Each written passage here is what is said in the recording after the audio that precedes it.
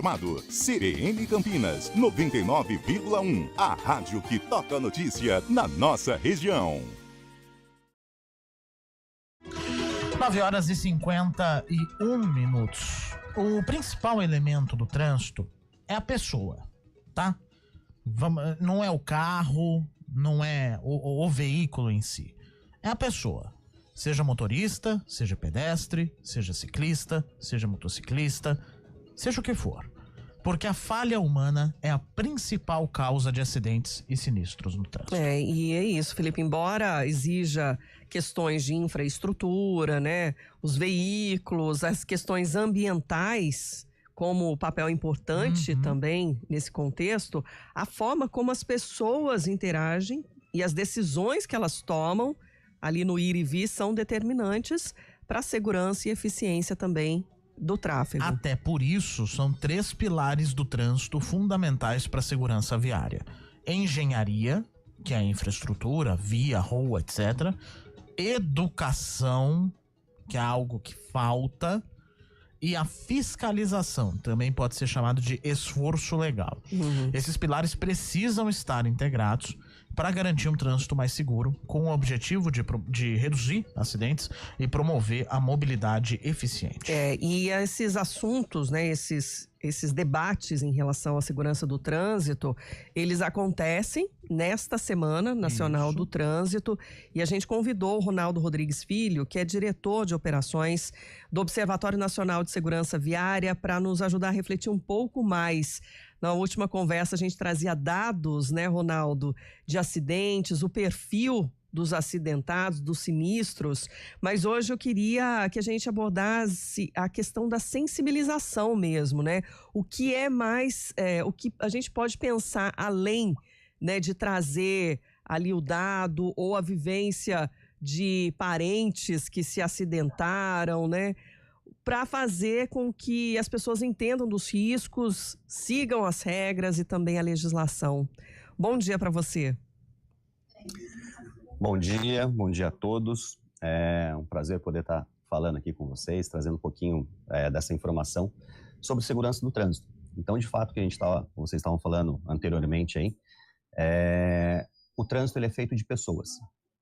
Então, a gente precisa enxergar as pessoas nesse convívio, essa relação, seja de um outro veículo, seja de uma pessoa caminhando, seja até de um animal passando ali nesse nosso deslocamento, né? Então, ele precisa ter essa relação harmônica. A gente precisa, de fato, com que as ações sejam realizadas aí pelo poder público. A gente precisa que tanto a educação, a fiscalização, a engenharia, ela seja, de fato, um elemento fundamental para se estruturar e desenvolver toda a base aí, do sistema viário. E, para isso, cada um também tem a sua colaboração. Então, o trânsito somos nós. Então, a gente precisa conduzir com essa percepção, essa atenção, a gente precisa se reconhecer no trânsito, a gente precisa saber que o trânsito, ele é perigoso, então a gente está exposto e a gente é vulnerável, né? Então, quanto mais vulnerável a gente está, seja o motociclista, o pedestre, o ciclista, esse acidente, ele é mais grave. E a gente vem de um período aí, desde 2020, com esses sinistros aumentando no país, trazendo números aí alarmantes para a gente, né? Quase 35 mil mortes aí aconteceram nos dados consolidados de 2023, e a tendência aí que a gente tem nas projeções que o Observatório desenvolveu é que esse número venha a crescer. Então a gente precisa, sim, tomar ações para evitar isso. A gente precisa reduzir a velocidade aí no perímetro urbano. Isso é o principal fator aí que está sendo trabalhado aí na Semana Nacional do Trânsito também. Não sei quantos já puderam ter acesso ao vídeo aí publicitário da campanha, enfim, mas é muito relacionado à velocidade. Então ele traz até uma correlação aí da velocidade do veículo. Então você a 30 por hora é como se você estivesse caindo de um prédio do terceiro andar. Se você estiver a 50 por hora do sexto andar, a 80 por hora é como se estivesse no 12º andar de um prédio e caído. Então essa relação traz essa reflexão para o indivíduo, para cada um, para que possa se reconhecer no trânsito e tomar atitudes que preservem a vida. Só que a gente fala, né, o Ronaldo, essa questão Todos os dias aqui, por exemplo, os ouvintes da CBN mandam informação de gente que anda pelo acostamento de rodovias. Nós temos rodovias que são praticamente avenidas, né, com grandes congestionamentos, com essas questões todas, mas muita gente andando no acostamento, o que é um desrespeito, além de ser uma infração de trânsito, é um desrespeito e um egoísmo muito grande por parte desses motoristas.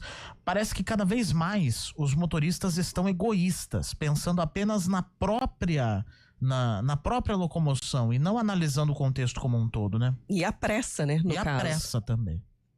Isso é o que a gente eu acabei de passar aqui como informação, que é essa questão da velocidade. A pessoa vai empregar umas velocidades excessivas, às vezes o perímetro urbano, ele está com uma velocidade incompatível, a gente está falando de via local 30 por hora, via coletora 40 por hora, enfim, e às vezes o próprio município sinaliza de outra forma mais popular, onde, infelizmente, você ter uma velocidade mais alta não faz com que você ganhe tempo significativo para isso, porém você está muito mais exposto a um sinistro fatal. Então, quando a gente fala de deslocar 1 quilômetro a 50 por hora e se for a 60, a diferença é de segundos ali nesse seu deslocamento. Então, é muito mais fácil você reduzir essa velocidade e ter maior segurança, e você até acaba tendo essa correlação de evitar o efeito funil, né?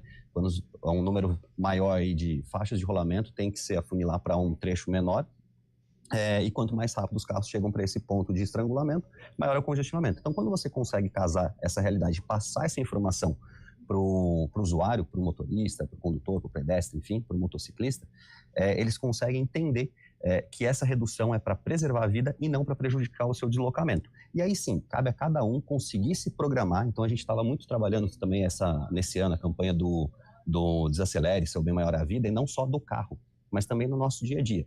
Então a gente precisa se programar, a gente precisa evitar de fazer as coisas tudo à pressa. Se a gente for pegar um veículo para conduzir, evitar ficar 100% antenado ali, tentando olhar o celular, ele te tira a atenção e aumenta aí o risco de um acidente mais de 400% aí, quando você está manuseando um equipamento celular. Então são informações que são essenciais e não são informações para ser chata ou para o poder público, às vezes, aquele famosa frase popular, né, que as pessoas utilizam muito, que o poder público fiscaliza só para arrecadar dinheiro. Infelizmente não é bem isso. Então, assim, quando a gente fala de multa por estar manuseando o celular, existem dados que comprovam que você está muito exposto a esse risco. Quando você ultrapassa o limite de velocidade, toda a via, a geometria daquele local foi preparado para atender o limite X previsto para aquele local. Então você está se expondo a um risco maior e também está levando outras pessoas a um risco muito maior. Principalmente se você tiver com um veículo e a pessoa numa travessia de pedestre, uma desatenção vem acontecer, a vítima vulnerável ali, o pedestre ou o ciclista ou motociclista, ele tende a vir a óbito nessa situação. E aí a gente vê esses números sendo refletidos aí para as nossas estatísticas. E esses números que a gente está falando de 35 mil mortes aí, se a gente trouxer para a nossa realidade, a gente está falando que uma pessoa a cada 15 minutos está perdendo a vida no trânsito do Brasil, além daquelas pessoas que ficam sequeladas permanentemente, que aí é uma por minuto. Então são números que não têm melhorado, são números que, muito pelo contrário, estão aumentando. E a gente tem legislações aí que nos subsidiam, né, para poder trabalhar por um trânsito mais seguro. A gente tem o Penatrans, que é uma lei com relação aí à redução de mortes no trânsito. Então a gente precisa atender os parâmetros também junto à ONU para reduzir em 50% no mínimo aí as mortes no trânsito no país. Então muitas ações precisam acontecer, o poder público precisa agir, o ente federal precisa agir, a gente precisa ter a fiscalização acontecendo, educações contínuas aí, 365 dias do ano aí, relembrando as pessoas sobre o quão vulneráveis a gente é no trânsito, para que cada um consiga exercer a sua função, para que todo mundo possa se deslocar de forma segura, né, para fazer seus afazeres, suas viagens, seu trabalho, enfim, e isso sempre de forma a preservar a vida. Então, isso que a gente precisa sempre ter em mente, falar sempre sobre esses dados que nos refletem aí e fazem com que a gente possa pensar e, de fato, agir de forma segura. E o agir de forma segura é isso, é saber que a gente está vulnerável no trânsito, o trânsito ele é perigoso, pessoas vão errar, e aí cabe ao poder público junto à estrutura de engenharia, etc. e tal, fazer as vias e essa infraestrutura de forma a salvar a vida de alguém que, porventura, venha cometer um erro. E quando esse erro vier a ser cometido, enfim, a infração precisa acontecer, seja a fiscalização, seja a punição, enfim, do infrator, e isso precisa de fato acontecer. Então precisa estar de fato alinhado aqueles os três pezinhos ali do tripé, que é a educação, a engenharia e a fiscalização. Ronaldo Rodrigues Filho, diretor de operações do Observatório Nacional de Segurança Viária, muito obrigada por estar mais uma vez com a gente, ajudando também a refletir um pouco mais sobre a segurança viária. Obrigado, conte sempre com a gente aqui. Muito Até obrigado. a próxima. Ô, gente, só antes da gente ir pro intervalo, tem acidente na rodovia dos Bandeirantes, nesse momento, à altura da Avenida Rui Rodrigues, trânsito congestionado desde a região ali da Adalberto Panzan e também na própria Bandeirantes.